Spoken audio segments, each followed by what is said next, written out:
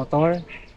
Ang pinakamabilis daw na 125cc.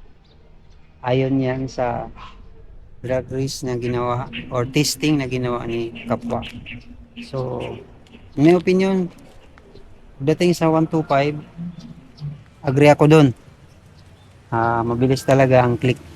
Wala akong ah, wala akong kontra dun. Talagang personal na gamit ko to. Reliable talaga. Kahit na yung sa biyahe natin Mindanao to Luzon, hindi tayo pinapahiya nito. Okay. Ang magto 2 years na to. I-review natin after 2 years. Kamusta na ba ang performance? May nagbago ba? May palitan ba tayo? Meron bang nasira? Meron bang naging problema?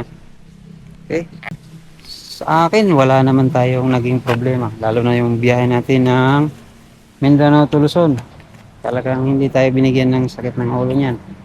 Inuwi tayo dito sa Mindoro ng condition pa rin ng ating makina. Ano ba, may napalitan na ba tayo? Wala pa tayong pinalitan dito. Yan. Full stock pa ang makina niyan. Ang pinagpapalitan lang natin yan ay ito lang, side mirror. Kabit tayo ng bracket, top box. Tapos ito, yung guard, yan lang. At saka itong mating. So, yun lang ating pinagpapalitan dyan. Ang ating odometer ay ano na to? 9,000. Kita nyo ba? Yan. 9,860. Sa almost 2 years yan ha. Yun lang ang tinakbo niya. Lumaki lang yung kanyang ulo dahil dun sa biyahe natin Mindanao to Luzon. Ang performance hindi naman nagbago after 2 years. Bagay hindi kasi masyadong gamit naman to dito lang bayan-bayan. Ay pagka madalas naman ginagamit ko yung Aerox. Tanong kung sulit pa ba na bumili ka nito? Siyempre, kung ako ang tatanungin, sulit na sulit yan. Dahil kung pagdating sa fuel consumption, napakatipid.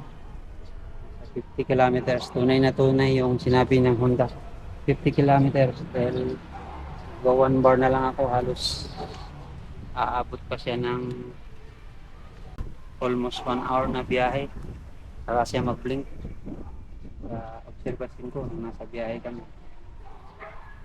So, para sa mga nagtitipid lang sa gas, dahil sa kamahalan ng gas ngayon, ito yung para sa inyo. Hindi